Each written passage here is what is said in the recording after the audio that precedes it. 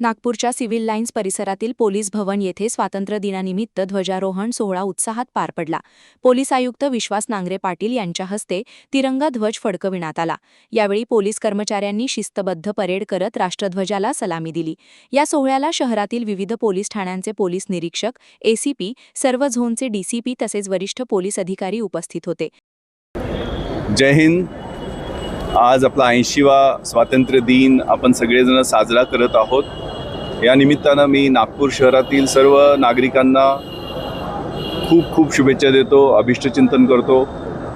आपल्या स्वातंत्र्यवीरांनी जे स्वातंत्र्य संग्रामात बलिदान दिलं त्यांची आठवण आणि त्यांच्यापासून प्रेरणा घेऊन आपलं राष्ट्र आपण कसं अधिक बलशाली करू, समृद्ध करू यासाठी आपण सगळेजण कटिबद्ध होऊयात.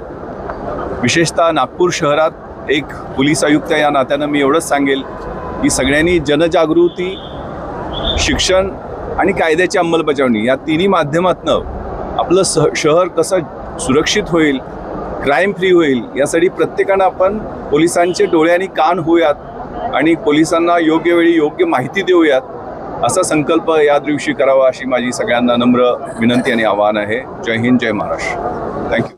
पोलीस भवन परिसरात स्वातंत्र्य दिनानिमित्त देशभक्ती आणि शिस्तीचे वातावरण पाहायला मिळाले. कॅमेरामन सचिनसह सनी भोंगाडे, शंखनाद न्यूज, नागपूर. क्या हुआ बहू? माँ, पाइल्स की बहुत तकलीफ हो रही है. तो तुम गुदरोग सर्जन के पास क्यों नहीं गई?